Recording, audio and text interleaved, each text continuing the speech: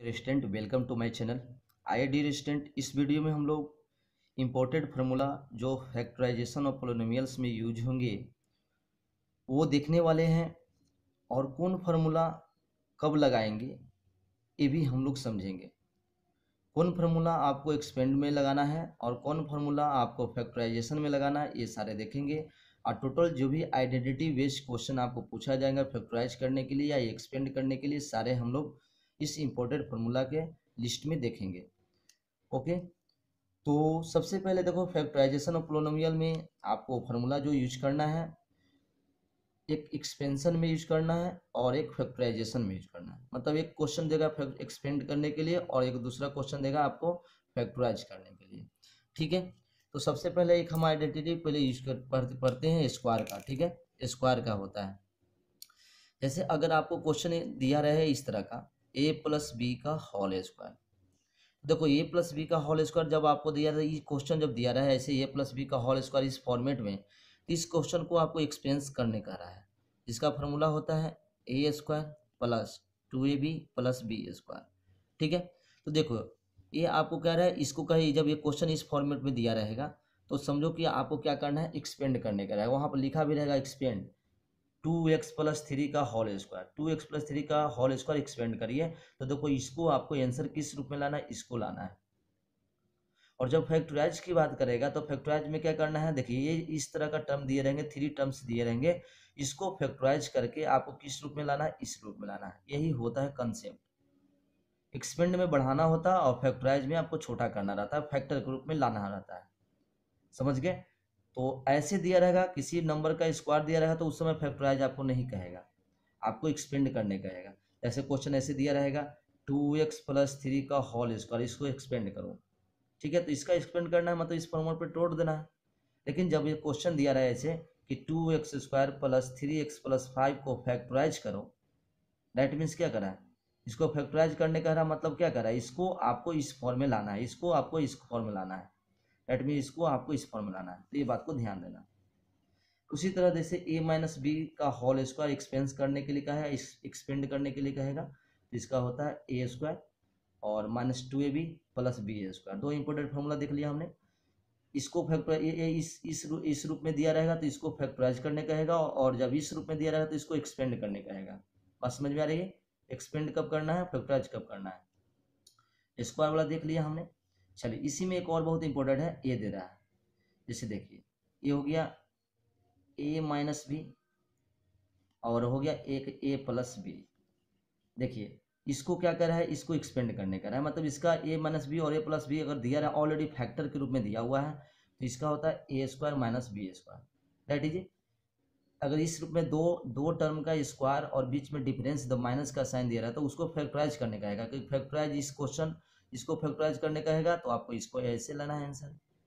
ऐसे तुमको ऐसे दिया रहा है 4 माइनस एक्स स्क्वायर, तो इसको फैक्टराइज करने का है, इसको आपको एक्सपेंड नहीं करने का है, फैक्टराइज करने का है। तो 4 माइनस एक्स स्क्वायर फैक्टराइज करेंगे तो किस फॉर्मेट में लाएंगे, इस फॉर्मेट में लाएंगे।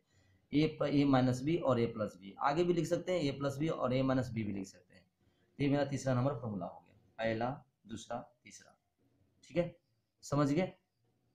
चलिए तो ये आपको फार्मूला को तीनों याद करा। अब हम चलते हैं स्क्वायर में ही, अब चलते हैं। ठीक है, स्क्वायर में अगर जब तीन का स्क्वायर दे रहेगा तो उसका ऐसे करोगे, जैसे ए प्लस बी प्लस सी का होल स्क्वायर है ना, तीन नंबर का स्क्वायर दिया रहा है, तीनों को प्लस करके स्क्वायर दिया रहा है, a plus b plus c का होल स्क्वायर दिया रहा है, तो इसको ऐसे जब दिया रहा है तो इसको एक्सपेंड करने का रहेगा। क्वेश्चन में क्या करेगा, एक्सपेंड करने के लिए। ठीक है, जैसे आप देखेंगे जब आप आर एक्स बनाते होंगे चाहे एनसीईआरटी, उसमें आपको एक्सपेंड कहेगा, तो एक्सपेंड मतलब इसको फैलाना है।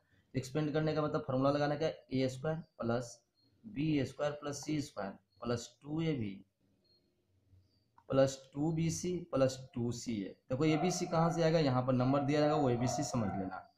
तो ये ऐसा दिया रहेगा तो इसको एक्सपेंड करने का हैगा, और इस रूप में दिया रहेगा तो इसको क्या कर फैक्टराइज करने का हैगा। तो इस रूप से इस रूप में लाना होगा तो फैक्टराइज कहेगा, और इस रूप से इसको रूप में लाना तो एक्सपेंड कहेगा। मतलब इसका एक्सपेंस ए हो गया और इसका फैक्टराइज ए हो गया। बात समझ में आ रही है ना? ये फॉर्मूला नंबर 4 हो गया। ठीक है, स्क्वायर हम लोग देख लिया। चलिए अब उसका बाद है क्यू का फॉर्मूला। क्यू का फॉर्मूला आता है ना, दो नंबर जैसे ए प्लस बी का होल क्यू, ए प्लस बी का होल क्यू दिया हुआ है, तो देखो इसको हमेशा एक्सपेंड करने का है, ए प्लस बी का होल क्यू एक्सपेंड करने का है।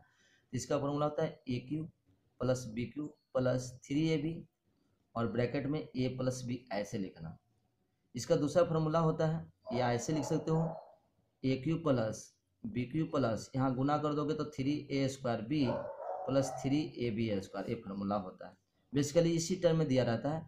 अब ये टर्म दिया रहता है, ऐसे दिए रहे 4 टर्म दिए रहेंगे, इस टर्म में दिए रहेंगे तो इसको फैक्टराइज करने का है तो इसका आंसर इस रूप में लाना है, और इसको कहेगा एक्सपेंड करने तो इसका आंसर इस रूप में लाना है। बात समझ में आया?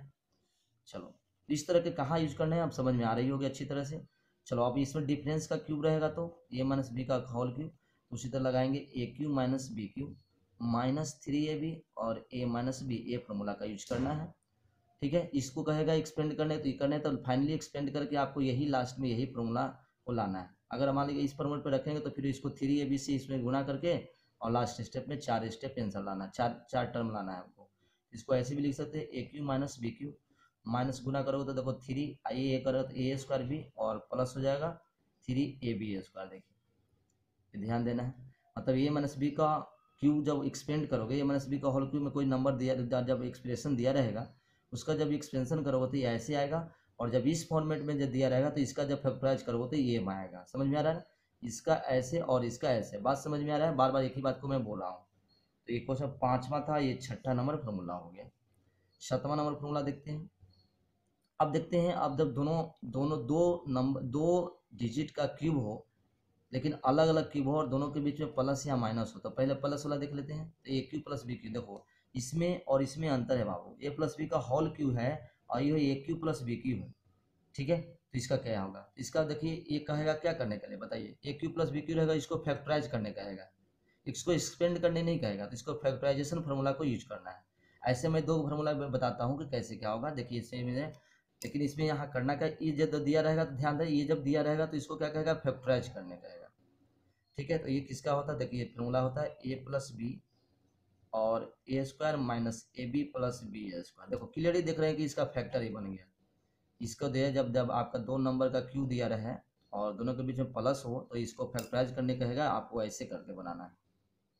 ठीक है, जैसे ऐसे दिया 8 प्लस एक्स क्यू, 8 प्लस 6 को फैक्टराइज करना है तो इस फॉर्मेट पे ऐसे लाना है।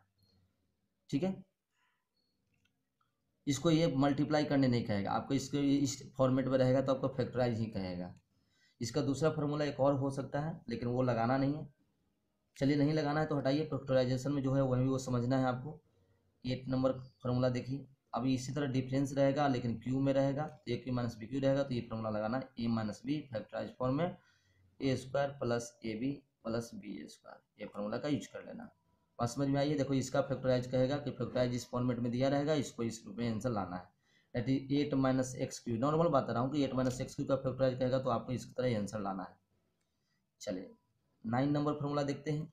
क्यू वाला तो हम लोग देख लिए, डिफरेंस भी देख लिए।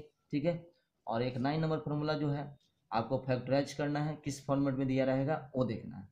तो देखिए इससे तो बहुत इंपॉर्टेंट फार्मूला ये भी है, इस फार्मूला को आपको ध्यान में रखना है।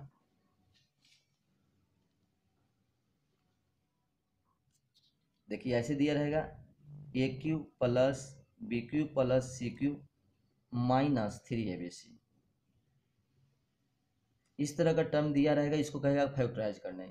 A cube plus b cube plus c cube minus 3abc, इसको फैक्टराइज करने कहेगा।